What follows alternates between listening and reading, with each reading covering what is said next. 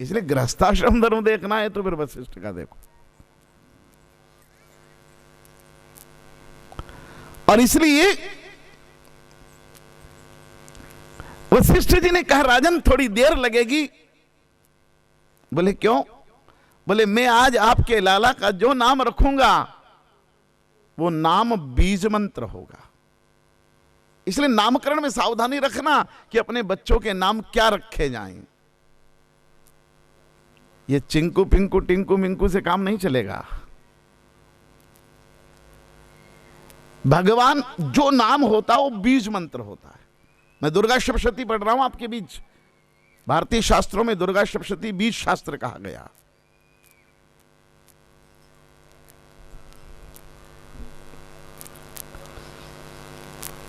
वशिष्ठ जी ने कहा राजन मैं आपके बेटे का जो नाम रखूंगा वो बीज मंत्र होगा, इसलिए थोड़ी देर लगेगी। दशरथ जी ने पूछा गुरुदेव ये बीज मंत्र क्या होता है? ये बीज मंत्र क्या होता है? अब चैत्र मास तो था ही सही, आम तो उपलब्ध थे ही सही। वशिष्ठ जी ने आम की एक गुठली उठाई और दशरथ जी के हाथ पर रख दी। कहा राजन देखो ये क्या है? बोले गुरुदेव ये तो आम की गुठली है। बोले इसके भीतर देखो क्या है। दशरथ जी ने पलट कर देखा, बोले बस आम की गुठली है और कुछ नहीं है। कौशल्या जी को दीजिए वो देख लें शायद। कौशल्या जी को दिया गया। कौशल्या जी ने भी पलट कर देखा, बोले गुरुदेव इसमें तो कुछ नहीं दिख रहा, भीतर अपारदर्शी है, ठोस है। और ठोस अपारदर्शी तो क्या दिखेगा, बस गुठली है। वशिष्ठ जी का मुझे दे दो। वशिष्ठ ने देखा और कहा मुझे भी कुछ नहीं दिख रहा है। तो बोले फिर गुरुदेव? बोले ना मुझे इसमें कुछ दिखेगा, ना दशरथ जी को कुछ दिखा, ना कौशल्या जी को, लेकिन यही गुठली अगर मैं धरती मां को सौंप दूं तो धरती इसमें पूरा आम का पेड़ देख लेगी और इसी में से आम निकाल देगी। आम कहां से निकलता है? उस गुठली में से निकलता है ना, लेकिन हमको दिखता है क्या? धरती देख लेती है और उसमें से आम का पेड़ पूरा पैदा कर देती है। उसी में से जड़ें निकलेगी, उसी में से तना निकलेगा, उसी में से 20 शाखाएं निकलेगी, उसी में से सहस्त्रों पत्ते निकलेंगे और उसी में से कल लाखों आम निकलेंगे। उसी एक गुठली में वटवृक्ष का बीज कितना छोटा होता है, लेकिन उस वटवृक्ष के बीज में पूरा वटवृक्ष समाया होता है। ये बीज की महिमा है, इसलिए कहा भगवान का नाम बीज मंत्र होता है। बोले क्या? बोले भगवान के नाम में से ही 4 वेद निकलते हैं, उसी में से 6 शास्त्र निकलते हैं, उसी में से 18 पुराण निकलते हैं, उसी में से 108 उपनिषद निकलती है, उसी में अरण्यक ग्रंथ, सतपथ ग्रंथ, ब्राह्मण ग्रंथ निकलते हैं और एक दिन उसी में समा जाते हैं। इसलिए नाम की यह महिमा है कि नाम बीज हुआ करता है। इसलिए भगवान का नाम बीज मंत्र है। इसलिए जिनको वेदों की ऋचाएं कंठस्थ हो, पूरा रुद्र सूक्त, पुरुष सूक्त, मैं उन्हें प्रणाम करता हूं। जिन्हें भागवत के सहस्त्रों श्लोक याद है, मैं उनकी चरण वंदना करता हूं। जिन्हें स्मृतियों के सूक्त याद हैं, मैं उनका अभिनंदन करता हूं।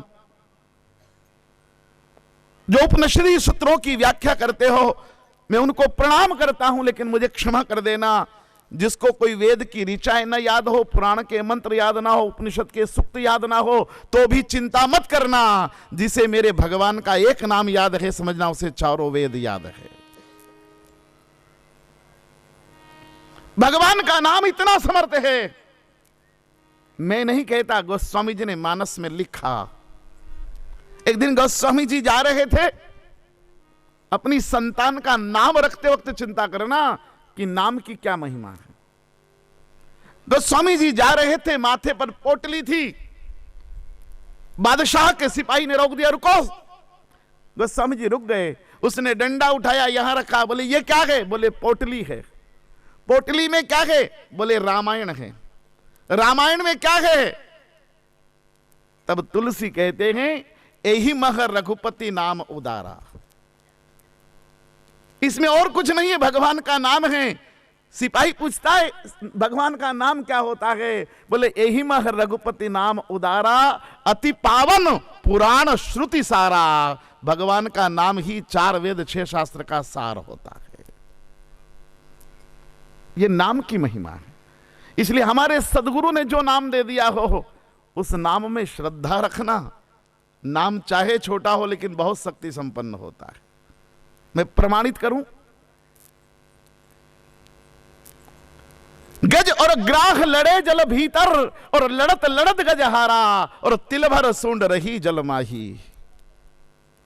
बोलो, उस समय परास्त हुए गज ने ग्राह से मुक्ति के लिए क्या भागवत पढ़ी थी? क्या ब्रह्म वैवर्त पुराण का पाठ किया? क्या रामायण पढ़ी? क्या गरुड़ पुराण पढ़ा? उस समय भयभीत गज ने केवल नारायण कहा था, और नारायण भी कहां कहा था? केवल ना ही कह पाया था, रायण कहना तो बाकी था। तब तक मुक्ति उपलब्ध हो गई। ये भगवान के नाम की कीमत है। जब शास्त्रों हाथी के बल वाला दुशासन द्रौपदी के साड़ी के पल्लू को खींच रहा था, और रोती हुई द्रौपदी अपनी अस्मिता को बचाने के लिए, बोलो उस समय उसने कौन सा नाम? उसने कोई पुराण पढ़ा था द्रौपदी जी ने? वाल्मीकि रामायण, श्रीमद् भागवत, गीता, वेद, उपनिषद? अश्रुधार बहाती हुई द्रौपदी जी ने केवल हे कृष्ण कहा था, और नारायण स्वयं साड़ी बन गया था। क्योंकि साड़ी होती तो दुशासन कभी का खत्म कर देता, लेकिन अनंत ही नार साड़ी बन गया तो क्या खत्म कर पाता। इसलिए द्रौपदी की लाज भगवान के नाम ने रखी, गज की लाज भगवान के नाम ने रखी। इसलिए भगवान के नाम की महिमा समझना। मैं नामकरण संस्कार में बोल रहा हूं, लेकिन जब मुझे भी घेरने वाले कम नहीं, मैं जब नाम की महिमा इतनी कह रहा था, तो एक माता जी ने मुझको एक कथा में पूछ लिया कि पंडित जी, नाम की ही इतनी कीमत है तो फिर भागवत की कथा करते क्यों हो? पर नाम की इतनी महिमा है तो फिर आप रामायण की कथा क्यों कहते हो, भागवत की? मैंने कहा माता जी, रामायण और भागवत की कथा तो मैं इसलिए कहता हूं कि हम नाम की महिमा समझ जाएं। ये भगवान, ये सारे शास्त्र भगवान के नाम की महिमा ही कह रहे हैं। इसलिए नाम बहुत मूल्यवान होता है। इसलिए नाम सावधानी से रखना। नाम में बीज हैं, और वो बीज ही भाव का विस्तार करेंगे। 4 प्रकार से नाम की पद्धति गोस्वामी जी मानस में कर रहे हैं। मैं बहुत संक्षेप में कर लूं, लेकिन नाम की महिमा में कहने से पहले ये कहूं कि एक मेरे मित्र, शुरू में जब मेरी पहली मुलाकात उनसे हुई तो मैंने उनको पूछा कि नाम क्या है, तो उन्होंने कहा मेरा नाम बीपी वर्मा है। मैंने कहा मित्र, हिंदी में बताएंगे तो अच्छा रहेगा। बोले पढ़े लिखे नहीं हो क्या? मैंने कहा थोड़ा बहुत पढ़ा लिखा हूं, इसलिए तो दिक्कत हो रही है। नहीं पढ़ा लिखा होता तो कोई दिक्कत। बोले क्या दिक्कत आई? मैंने कहा आपने बीपी वर्मा कहा तो ब्लड प्रेशर वर्मा समझ लूं क्या? हम बोले नहीं नहीं, ये नाम थोड़ी मेरा। तो मैंने कहा फिर बताओ ना हिंदी में, हिंदी में नाम बताओ ना। उसने कहा मैं नहीं बता सकता, आप तो कॉलोनी में आओ तो किसी को पूछ लेना, बीपी वर्मा जी का मकान कोई बता देगा, ऑफिस में पूछ लेना कोई बता देगा। मैंने कहा नहीं नहीं, मैं जानना चाहता हूं। वो मुझे एक तरफ उठाकर ले गए, बोले ऑफिस में मैं सबके सामने नहीं कह सकता वो नाम, तो आप एक तरफ पर किसी से कहना मत। मैंने कहा मैं किसी से नहीं कहूंगा कथा के अलावा।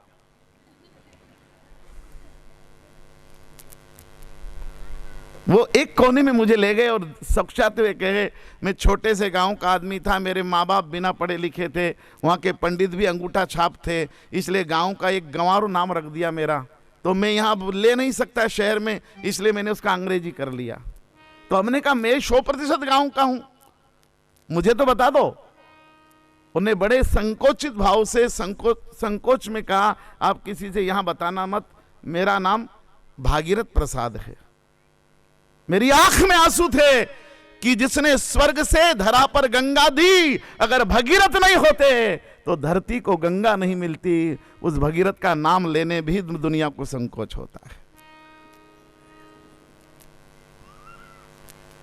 चिंटू पिंटू टिंकू रखने में कोई संकोच नहीं।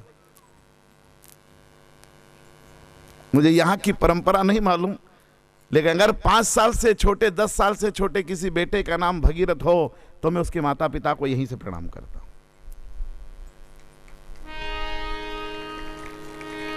जिसने धरा पर गंगा दी, उस भगीरथ का नाम अगर आपने अपने बेटे को रखा हो तो आपके घर में संतति की गंगा आएगी, आपके घर में ऐश्वर्य की गंगा आएगी, आपके घर में ज्ञान की गंगा आएगी, आपके घर में भक्ति की गंगा आएगी, क्योंकि भगीरथ गंगा का बीज है। मुझे नहीं मालूम टिंकू किसका बीज है।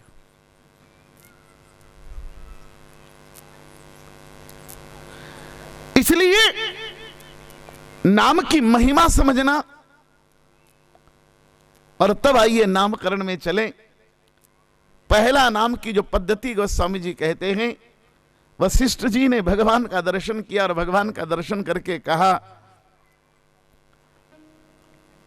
कि इनके नाम अनेक अनूपा, इनके अनेक नाम है, मैं क्या कहूं, लेकिन एक नाम में रखता हूं, कहूं स्वमति अनुरूपा। मैं अपनी निजमति से, अपनी अनुभूति से कहता हूं। इसलिए नामकरण की पहली परंपरा गोस्वामी जी रखते हैं। कोई पहुंचा हुआ महापुरुष, कोई सिद्ध संत अपनी निज अनुभूति से नाम रख दे, वो नाम स्वीकार करना, क्योंकि नानक कहते हैं गुरु वचन वेद वचन।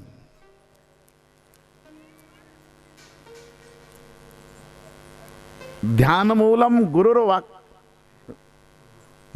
है ना, तो गुरुर्वाक्य वेद वाक्य है। गुरु का वचन वेद वाक्य है। इसलिए कोई महापुरुष अपनी निज अनुभूति से, इसलिए घर में जब कोई बालक बालिका जन्मे और आपको लगे कि कोई पहुंचा हुआ महापुरुष हमारी प्रार्थना स्वीकार कर लेगा, अपनी उस उपलब्धि को सदगुरु की गोदी में रख देना, और वो कोई पहुंचा हुआ महापुरुष उसकी जिह्वा से जो कह दे, भीतर अमृत ही अमृत है, जो भी निकलेगा वो अमृत ही निकलेगा। साहब, किसी विषधर से नाम मत रखवा लेना।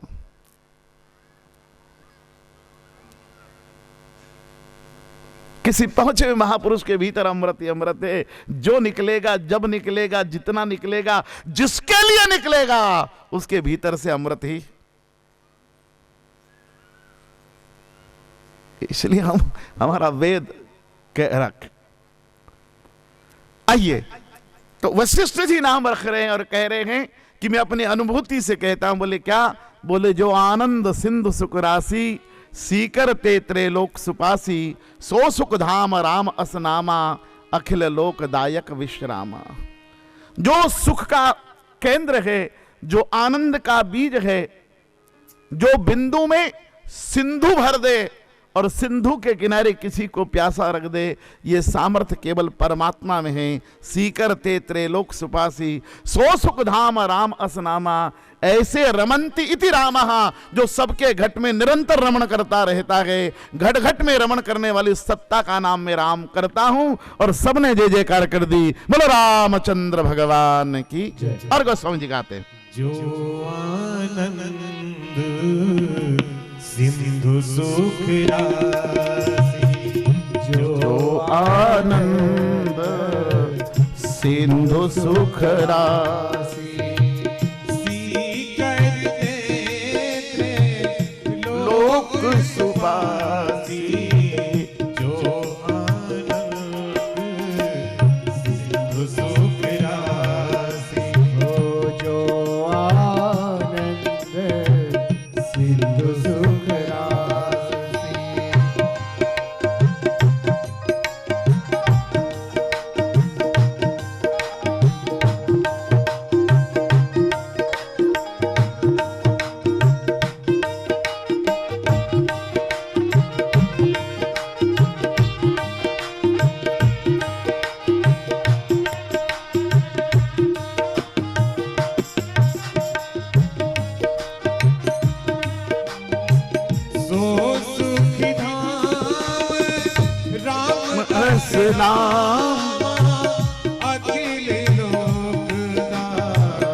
दायक विश्राम। सो सुख धाम राम नाम, अखिल लोक दायक विश्राम। सो सुख धाम राम नाम, अखिल लोक दायक विश्राम। अखिल लोक दायक विश्राम। श्री राम जय राम जय जय राम। श्री राम जय राम, जय जय राम, जय जय राम। जय जय राम। रामचंद्र भगवान की। वशिष्ठ जी ने भगवान का नामकरण किया, भगवान की छवि अपने अंतःकरण में बसा ली और पुनः उन्हें श्री कौशल्या जी को दिया गया। और अब महाराज दशरथ जी ने कैकेयी नंदन को उठाकर गुरुदेव की गोदी में रख दिया। और जैसे ही वशिष्ठ जी की गोदी में कैकेयी नंदन दूसरे राजकुमार आए, वैसे ही वशिष्ठ जी को एकदम डकार आ गई। और जैसे ही डकार आई तो दशरथ जी ने पूछा कि गुरुदेव, अभी तो सुबह सुबह का समय है, तो क्या बाल भोग की व्यवस्था यहां थी, आप वहीं से करके आ गए क्या? वशिष्ठ ने कहा नहीं नहीं नहीं, मैं आश्रम से बाल भोग लेकर नहीं आया हूं, न भोजन का समय। बोले फिर डकार क्यों आई? बोले ये आपके लाला का लक्षण है, ये मेरी गोदी में आया ना, ये मेरी गोदी में आया तो डकार आ गई। बोले क्या? बोले ये कोई और नहीं, जो सारे संसार का भरण पोषण करने वाले भगवान विष्णु है, उन्हीं का अंशावतार है। विश्व भरण पोषण कर जोई, ताकर नाम भरत अस। सारे संसार का भरण पोषण करने वाला भगवान विष्णु का ही अंशावतार आपके ये दूसरे राजकुमार बने हैं। इसलिए संसार के भरण पोषण का जो चिंता सबकी करते हैं, वे भगवान ही तुम्हारे बेटे बनकर आए हैं। इसलिए मैं इनका नाम भरत करता हूं। और सबने जय जयकार कर दी। बोलो भरतलाल जी महाराज की। और गोस्वामी जी ने गाया, विश्व भरण पोषण कर जोई, विश्व भरण पोषण कर जोई, ओ विश्व भरण पोषण कर जोई, विश्व भरण पोषण कर जोई, ताकर नाम भरत अस होई, ताकर नाम भरत अस होई, विश्व भरण पोषण कर जोई, विश्व भरण पोषण कर जोई, विश्व भरण पोषण कर जोई, विश्व भरण पोषण कर जोई, विश्व भरण पोषण कर जोई, विश्व भरण पोषण कर जोई, ताकर नाम भरत अस होई। ताकर नाम भरत अस होई। श्री राम जय राम जय जय राम, श्री राम जय राम जय। जय राम, श्री राम जय राम, श्री राम जय राम, श्री राम जय राम। शिवाजी महाराज की जय। विश्व भरण पोषण कर जोई, ताकर नाम, ये जीविका का सिद्ध मंत्र है। जो इस मंत्र का जाप करता है, उसकी जीविका में कभी कोई कमी।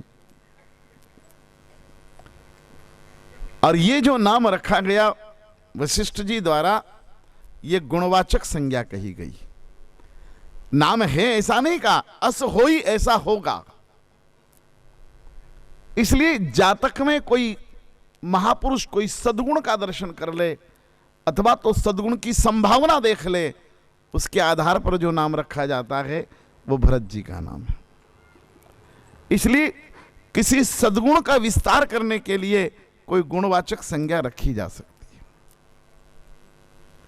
और अब श्री भरत जी को महारानी कैकेयी को फिर सौंपा गया और महाराज दशरथ जी ने अब देवी सुमित्रा की गोदी से दोनों बालकों को उठाकर अब गुरुदेव वशिष्ठ की गोदी में रख दिया।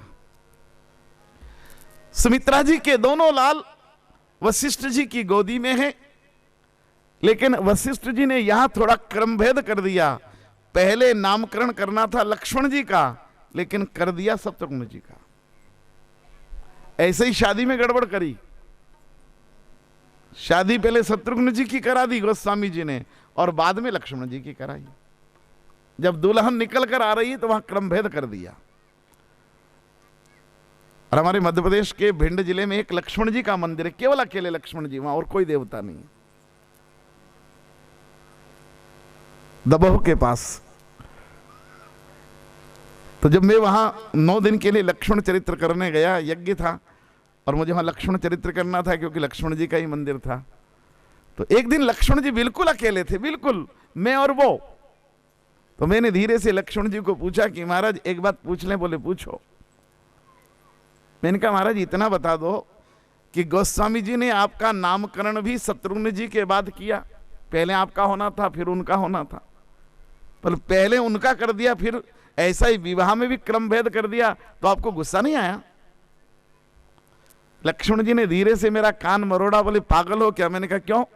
बोले जब मेरी माँ को ही बाद में मिला, कम मिला, जो जिससे मिलना था उससे नहीं मिला, मेरी माँ को ही क्रोध नहीं आया तो मुझे क्या क्रोध आता? आखिर उसी का तो दूध पिया है।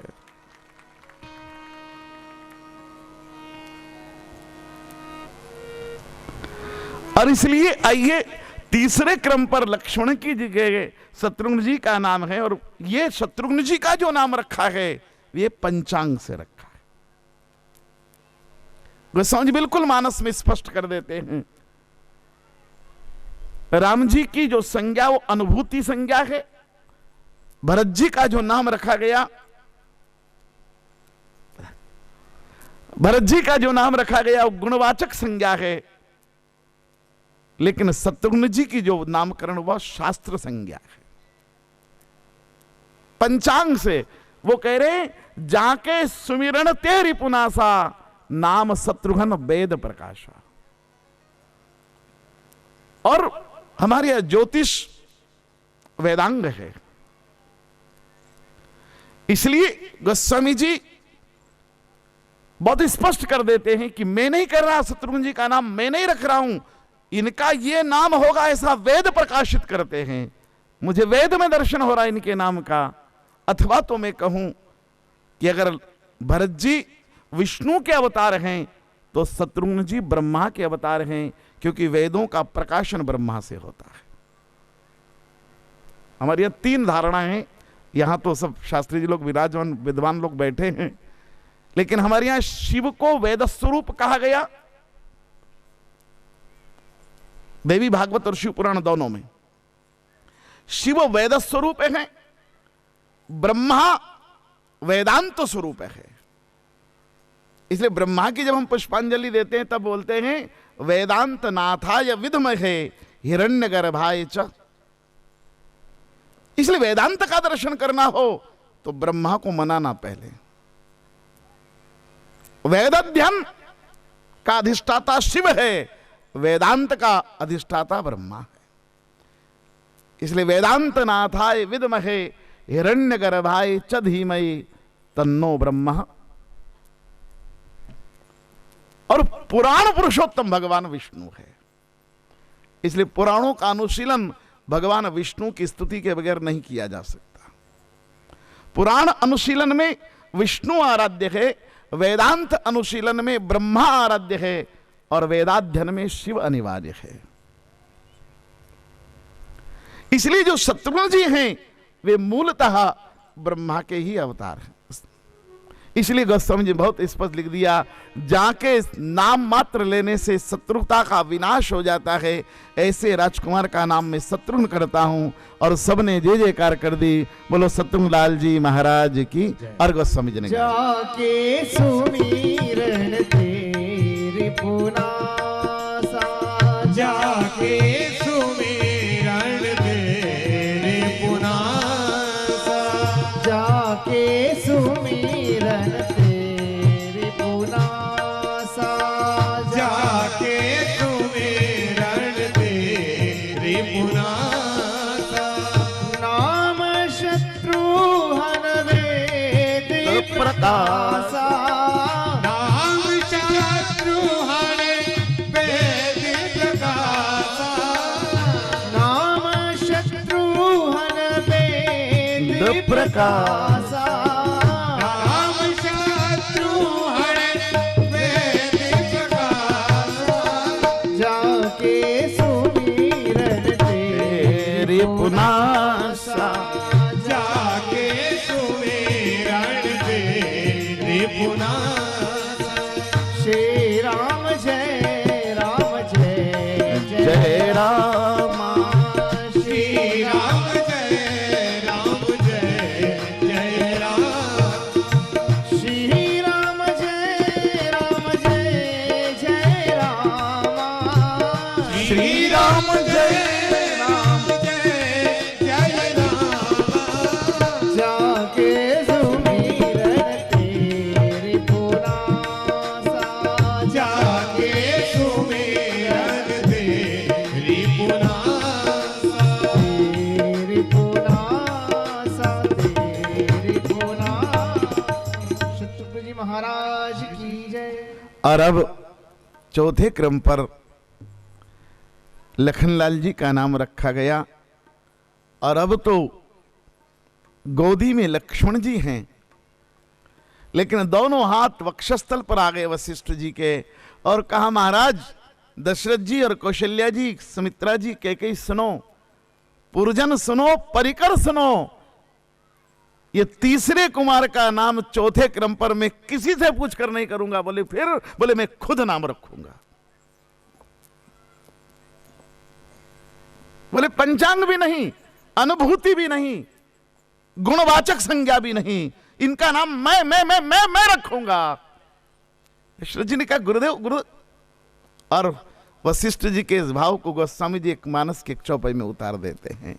लक्षण धाम राम प्रिय सकल जगत आधार, और गुरु वशिष्ठ ते ही राखा लक्ष्मण नाम। गुरु वशिष्ठ ही राखा।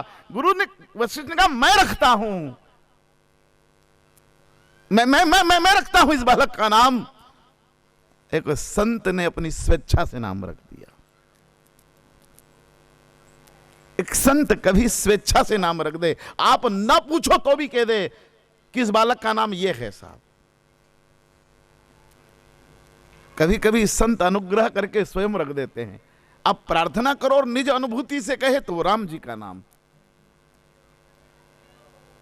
जब वशिष्ठ अनुभूति में डूबे दशरथ की प्रार्थना से तो राम का नाम निकला, लेकिन लक्ष्मण जी का दर्शन करते ही प्रसन्नता में डूबकर जिसकी स्वयं की इच्छा प्रकट हो गई, और इसलिए संत की प्रसन्नता से निकला नाम लक्ष्मण है। इसलिए श्रद्धा और भक्ति से बोलो लखनलाल महाराज की। और आइए वशिष्ठ जी के उस प्रसाद को गा लें। लक्षण धाम राम प्रिय रामा सकल जगत आधार सिया रामा लक्षण धाम राम प्रिय रामा सकल जगत धार सिया रामा लक्षण धाम राम सिया रामा सकल जगत धार सिया रामा लक्षण धाम राम प्रिय रामा सकल जगत धार सिया रामा।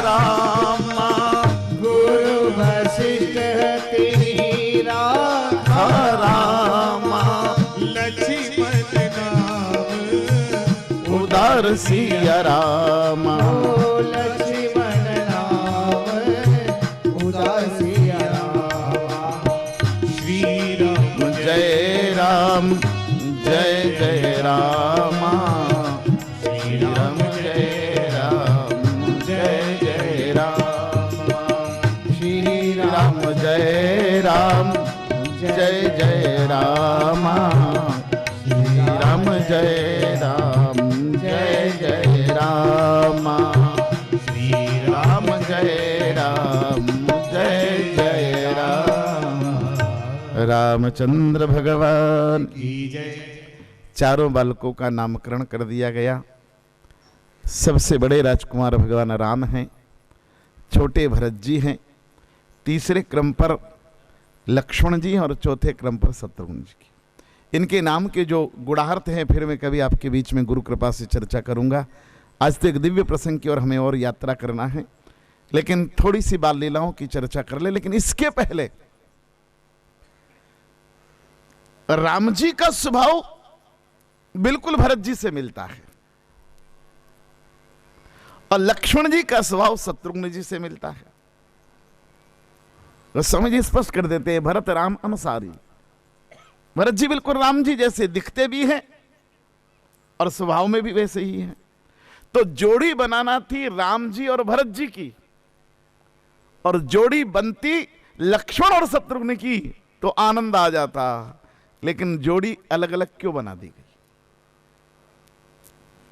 राम जी के साथ श्री लक्ष्मण जी को रखा गया और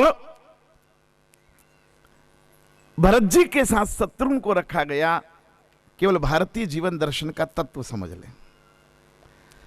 ये जो चारों कुमार हैं महाराज दशरथ के, चार पुरुषार्थ हैं, धर्म अर्थ काम और मोक्ष। और राम जी हैं मोक्ष, भरत जी हैं धर्म, लक्ष्मण है काम और शत्रुघ्न जी है अर्थ। और जोड़ी क्या है? बोले लक्ष्मण जी राम जी के अनुशासन में हैं। जब वे परशुराम जी के सामने बोलने लगते हैं और राम जी आंख दिखाते हैं तो गुरु समीप पहुंचे, लखन राम तरेरे। क्योंकि लक्ष्मण जी राम जी के अनुशासन में हैं, इसलिए जीवन में कामनाएं होना चाहिए। लक्ष्मण काम है, लेकिन काम राम के अनुशासन में रहना चाहिए। इसलिए जीवन में कामनाएं करना, लेकिन कामनाएं ऐसी करो कि मोक्ष बिगड़ ना जाए। इसलिए काम को राम के अनुशासन में रखो। और लक्ष्मण जी कौन है? काम। राम जी मोक्ष है तो मोक्ष और काम की जोड़ी है। लेकिन भरत जी हैं धर्म और शत्रुघ्न जी अर्थ, और इसलिए अर्थ को धर्म के अनुशासन में रखो। जब अर्थ धर्म के अनुशासन में रहेगा तो अनर्थ नहीं होगा। जिन दिन अर्थ पर से धर्म का अनुशासन समाप्त हो गया, उन दिन सर्वाधिक अनर्थ अर्थ ही करता है। क्योंकि महाभारत में तो 16 अनर्थ बताए धन के, एक दो नहीं, पूरे 16।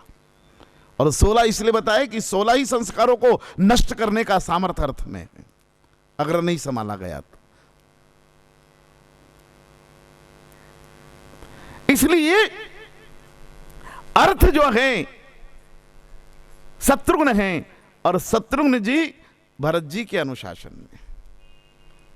और अनुशासन दिखाई देता है, मंथरा की चोटी पकड़कर खींचने लगे जब शत्रुघ्न, तो भरत जी मुस्कुरा दिए, बोले शत्रुघ्न तेरे बस की बात नहीं, छोड़ दे, रोक दिया। लेकिन पूरी रामचरितमानस में शत्रुघ्न एक भी शब्द नहीं बोले, एक शब्द नहीं बोले। ये इतनी बड़ी रामायण है, 1000 पेज की, इसमें शत्रुघ्न जी का सिंगल डायलॉग नहीं है। क्यों नहीं है, अगर आप कहें तो मैं चर्चा करता हूं।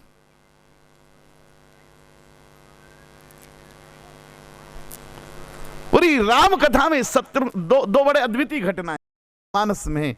एक, श्री हनुमान जी लक्ष्मण जी से नहीं बोले। लक्ष्मण जी खूब बोले हैं, हनुमान जी भी मानस में बहुत बोले हैं, लेकिन दोनों परस्पर नहीं बोले। लेकिन वो अभी नहीं कहूंगा, अगली कथा में, क्योंकि खेरची का व्यापारी हूं, संभल के धंधा करता हूं। थोक का होता तो अभी सब कुछ किया जाता। खेरची के आदमी को, ठेला छाप आदमी को थोड़ा संभल संभल के धंधा करना पड़ता। लेकिन शत्रुघ्न राम कथा में क्यों नहीं बोले, इसको समझ लीजिए साहब। और ये बात बच्चों को सुना देना जाकर, क्योंकि कथा बच्चों के लिए है। और बच्चे आज बैठे हैं यहां, इसलिए मैं कहता हूं।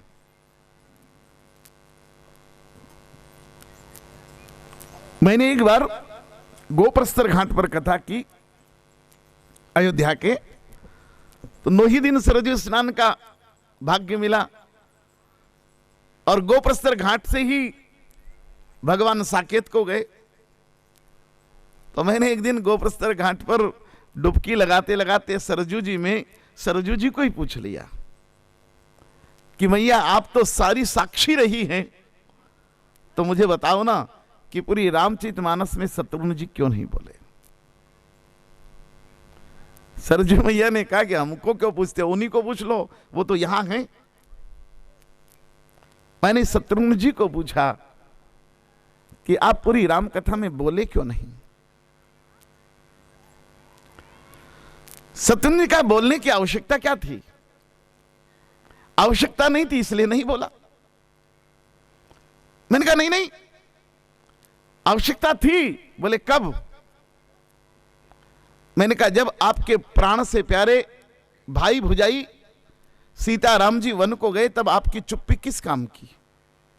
आपने अवरोध क्यों नहीं पैदा किया? आपको बोलना था। आपके असमय पिता की मृत्यु हुई, तब आप क्यों नहीं बोले? आपकी 3 माताएं विधवा हुई, क्यों नहीं बोले? अयोध्या अनाथ हुई, तब क्यों नहीं बोले? शत्रुघ्न जी की आंखों में खून उतर आया। बोले तुम ब्राह्मण के बेटे नहीं होते तो मैं क्षमा नहीं करता। मैंने पैर पकड़ लिए कि मैं आपकी कथा करता हूं, और दुनिया करे सवाल तो हम क्या जवाब दें? लोग हमको पूछते हैं कि शत्रुघ्न जी क्यों नहीं बोले, तो हम क्या उत्तर दें? आप बताइए ना। तब शत्रुघ्न जी ने अपना हाथ मेरे माथे पर रख कर कहा, सुन, मैं क्यों नहीं बोला? हमने कहा क्यों नहीं बोले? बोले जब मुझे पहली बार समाचार मिला कि मेरे भाई भुजाई श्री सीताराम जी वन को चले गए, तब मैंने अपने प्राणों को इस देह में कैसे बचाया, ये मैं जानता हूं। देह से प्राण विसर्जित होना चाहते थे, लेकिन मैंने छात्र धर्म का स्मरण करके प्राणों को संभाला, संबल दिया। तो हमने कहा क्यों नहीं बोले? क्यों नहीं बोले उस समय? आप क्यों अभिव्यक्त नहीं हुए? आप का मेरी अयोध्या अनाथ हुई, जिस अयोध्या की परिक्रमा करके हंस और गरुड़ भी पवित्र हुआ करते हैं, उस अयोध्या पर 14 वर्ष तक चील और कव्वे मंडराते रहे। क्यों नहीं बोले आप? असमय पिता की मृत्यु। शत्रुघ्न ने कहा पिता की मृत्यु क्या होती कोई सामान्य आदमी नहीं समझ पाएगा। जिसने असमय पिता को खोया हो समझता है कि पिता का मृत्यु क्या होती है। मानो मई जून की गर्मी में, बैसाख जेठ की गर्मी में कोई आम की छांव में सो रहा हो साहब, और उसकी बाह पकड़कर उठा दो और तप तपाती धूप में किसी नदी की रेती पर नंगे पांव खड़े कर दो। पिता की मृत्यु ऐसी होती है। पिता है तब तक छांव है आम की साहब, और पिता ना हो तो तप तपाती रेत है। हमने कहा फिर क्यों नहीं बोले आप? बोले जब माताओं को प्रणाम करते थे ना, तो माताओं के चरण हाथ में नहीं आते थे, माताओं की बिछड़ी हाथ में आती थी। और मां आशीर्वाद देकर कुछ बोलती थी ना, तो मां का स्वर बाद में आता था, पहले मां का सुहाग का चूड़ा खनक कर कर आशीर्वाद दे देता संतान को। और मां का दर्शन करते थे तो माथे पर बिंदी नहीं, वो सूर्य वंश का सूरज चमकता था। और मां की मांग में सिंदूर नहीं हुआ करता है, वो उसकी औलाद का सौभाग्य हुआ करता है।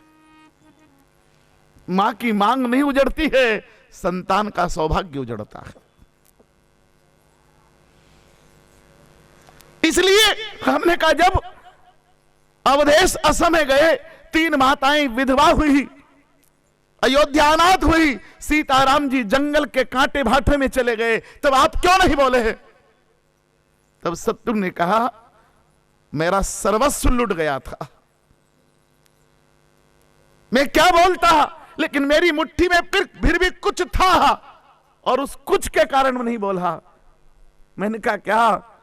बोले मेरा सौभाग्य इतना था कि मेरे घर में मुझसे 3 बड़े भाई थे। मेरा सौभाग्य यह था कि खून के आंसू तो मेरी आंख में थे, लेकिन उन आंसुओं को ढलकाने के लिए मेरे पास 3-3 माताओं की गोद थी। मेरा भाग्य यह था कि त्रिकालदर्शी और त्रिलोकगामी वशिष्ठ जी जैसे हमारे सदगुरु हमारे पास थे। नीति के निष्णात विद्वान महामात्य सुमंत हमारे सलाहकार थे, और लोक और परलोक की विद्या के निष्णात महाराज जनक हमारे लिए पिता समान थे। और विश्वामित्र जैसे तपोधनों का आना जाना हमारे घर लगा था। और इसलिए सुनो पंडित जी, मैंने कहा क्या? बोले जिस घर में पहले से इतने बड़े लोग मौजूद हो, वहां बच्चे जबान चलाए तो अच्छा नहीं लगता, इसलिए मैं नहीं बोला तो नहीं बोला। और आज के दौर की विडंबना यह है साहब कि बड़ों को बोलने दिया नहीं जाता है, और छोटे डायलॉग मारने से चूकते नहीं। इसलिए लक्ष्मण मौन है, और मौन की पत्नी श्रुति कीर्ति है। श्रुति का अर्थ है सुनना। मौन लक्ष्मण, शत्रुघ्न मौन है, और मौन की पत्नी कौन है? इसलिए जो मौन है उसके पास श्रुति है, और श्रुति का अर्थ वेद है। वेद को ही हमारे यहां श्रुति कहा गया साहब। इसलिए मेरी प्रार्थना है साहब कि जिंदगी में बोलना जरूरी नहीं है, जिंदगी में सुनना जरूरी है। इसलिए शत्रुघ्न पूरी राम कथा में न बोले। मैंने कहा क्यों? बोले मैं अर्थ हूं, मैं धन दौलत हूं, मैं पैसा हूं, और जिस घर में पैसा बोलने लग जाएगा वो घर रामायण नहीं बचेगा, महाभारत हो जाएगा।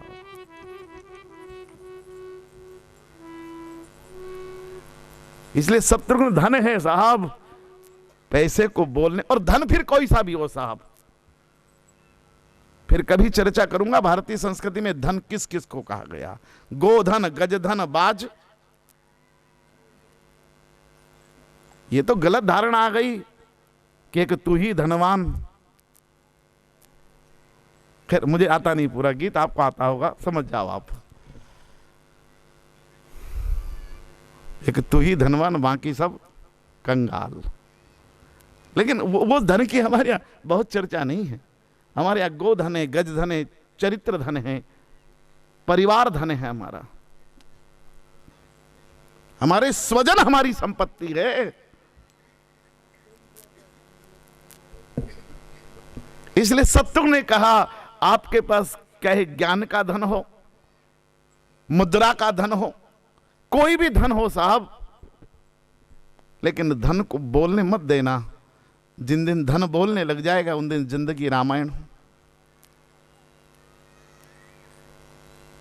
इसलिए शत्रुघ्न पूरी राम कथा में नहीं बोले। लेकिन आइए मैं शत्रुघ्न जी की जगह थोड़ी सी चर्चा बाल लीलाओं में लक्ष्मण जी की कर लेता हूं, लेकिन लक्ष्मण जी के चरित्र को अब आगे बढ़ाऊं उसके पहले थोड़ी देर हरि नाम आश्रय। कर मन राम नाम की खेती, राम नाम की खेती, कर मन राम नाम की खेती, कर मन राम नाम की खेती, कर मन राम नाम की खेती, कर मन राम नाम की खेती।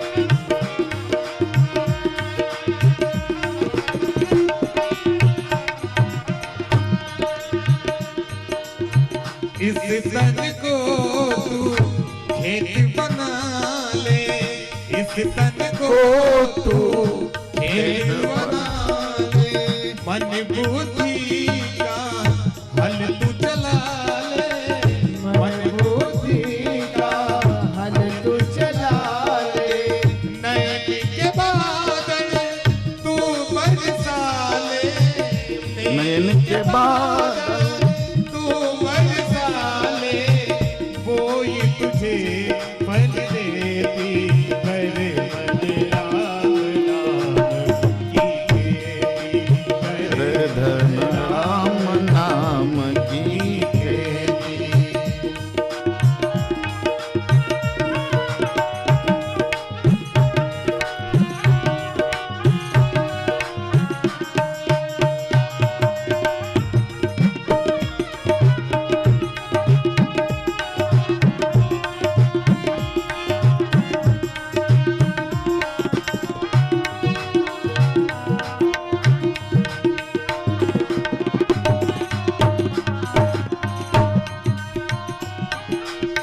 चेत चेत वह दिन आएगा, चेत चेत वह दिन आएगा, उम्र का दाना पक जाएगा, उम्र का दाना पक जाएगा, प्राण पखेरु उड़ जाएगा, प्राण पखेरु उड़ जाएगा, दुनिया बदला लेगी, ओ दुनिया बदला लेगी, कर मन राम नाम की खेती, कर मन राम नाम की खेती।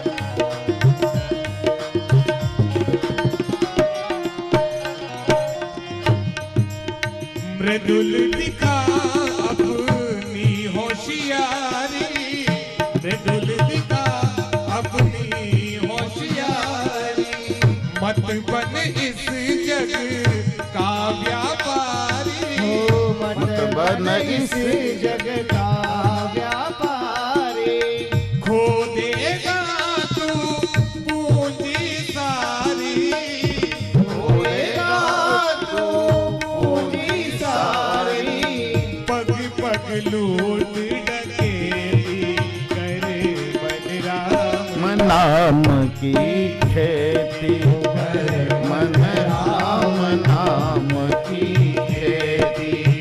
राम नाम की खेती, ओ राम नाम की खेती, कर मन राम नाम की खेती, राम नाम की खेती, ओ कर मन राम रामचंद्र भगवान की जय। आइए, मैं लक्ष्मण जी की चर्चा करना चाहता था, लेकिन घड़ी देखी तो अनुमति नहीं है। कल करूंगा लक्ष्मण जी पर, आपसे पूरी चर्चा करूंगा। बहुत अद्भुत चरित्र है। मैं केवल एक जिज्ञासा रख दूं लक्ष्मण जी की। मैं कृष्ण उपासना में जो स्थान श्याम सुंदर यमुना महारानी का है, राम उपासना में वही स्थान श्री लक्ष्मण जी का है। हमारे यहां जो भक्ति के अनेक प्रकार कहे गए, उनमें से जो अनन्यता है, वो भगवान की अनन्यता अगर कृष्ण उपासना में देखेंगे तो श्री जमुना जी में। इसलिए जमुना जी भगवान के साथ गोकुल में भी साथ हैं, प्रवाह के रूप में मथुरा जी में भी साथ हैं, वृंदावन में भी थोड़ी थोड़ी निकट हैं। और भगवान जब द्वारका चले गए तो श्री जमुना जी वहां पटरानी बनकर चली गई, लेकिन भगवान से अलग नहीं हुई। इसलिए अनन्यता अगर चाहिए भगवान की, अगर आप कृष्ण उपासक है तो मेरी प्रार्थना है श्रद्धा से बोलो श्याम सुंदर यमुना। इसलिए पुष्टि मार्ग का मैं कोई अधिकृत वो नहीं हूं, वो तो कोई महाप्रभु का कुलोद्भव गोसाई ही उस पुष्टि मार्ग के सिद्धांत को रखने के अधिकारी हैं, हम तो है नहीं। लेकिन मेरी प्रार्थना है, इसलिए वहां श्री राधा जी से भी ज्यादा महिमा पुष्टि मार्ग में श्री जमुना जी की है। इसलिए बीच में श्री ठाकुर जी हैं एक और महाप्रभु हैं एक तरफ। इसलिए भक्ति की अनन्यता एक तरफ है, एक तरफ भक्ति का देने वाला है और बीच में ठाकुर खड़ा है। ऐसी ही राम उपासना में श्री लक्ष्मण जी से ज्यादा भगवान की अनन्यता किसी के पास नहीं। जन्म से लेकर प्रयाण तक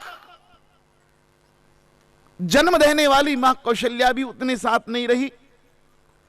जन्म के लिए पुत्रेष्ठी यज्ञ करने वाले महाराज दशरथ भी भगवान के साथ उतने नहीं रहे। अग्नि की परिक्रमा साथ में लेकर जीवन निभाने वाली जानकी भी राम जी के साथ उतनी नहीं रही जितने श्री लक्ष्मण जी भगवान के। इसलिए भगवान से लक्ष्मण जी कभी अलग नहीं हुए। एक बार जरा सी देर के लिए अलग हुए साहब, तो उसमें भी उनका नहीं, उससे ज्यादा भगवान का नुकसान हो गया। जरा सी देर जानकी जी ने, राम जी चले गए मृग को मारने के लिए और साथ नहीं ले गए। जरा सी देर अलग हैं, इसी में जानकी हरण। ना जानकी के पास रहे, ना राम जी के पास पहुंचे, बीच में ही थे। इतने में रावण।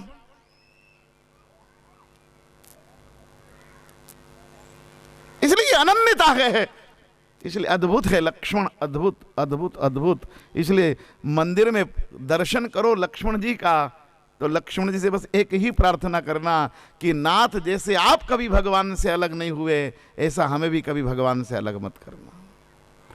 इसलिए बुध कौशिक मुनि ने गा दिया, दक्षिणे लक्ष्मणो यस्य वामेच जनकात्मजा पुरतो मारुतिर्यस्तम वंदे रघुनंदनम।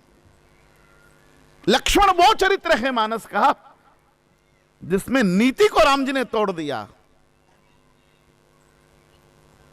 नीति टूट गई साहब, मुझे क्षमा करना। नीति कहती है कि कनिष्ठ को ज्येष्ठ के भाई और रहना चाहिए। इसलिए मंदिर में मूर्ति पहले राम जी की रहना थी, उनके बाद जानकी जी की रहना थी, और जानकी जी के बाद और आकर ऐसे ही खड़े हुए। राम जी खड़े हुए, जानकी जी खड़ी हुई, और जानकी जी के बाईं ओर लक्ष्मण जी खड़े हो गए। राम जी ने हाथ पकड़ा और दाहिने ओर ले आए। कहा तूने मेरी इतनी सेवा की है, इतनी सेवा की कि अब तू वामांग में नहीं, तू मेरे दक्षिण भाग में। लक्ष्मण जी ने कहा मर्यादा टूट जाएगी। बोले टूटेगी ना तो द्वापर में फिर बना दूंगा, तुझे बड़ा भाई बना दूंगा।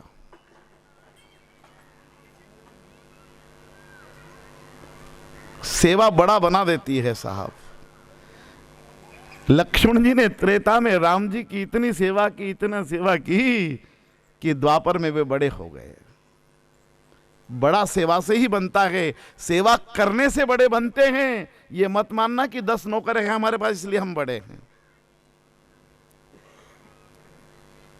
सेवा लेने से बड़े नहीं हुआ करते हैं, सेवा करने से बड़े हुआ करते हैं। अद्भुत चरित्र, कभी फिर अकेले लखन की चर्चा करेंगे। बहुत अद्भुत मानस का चरित्र है। वो लखन जिसको जानकी जी ने प्रणाम कर लिया।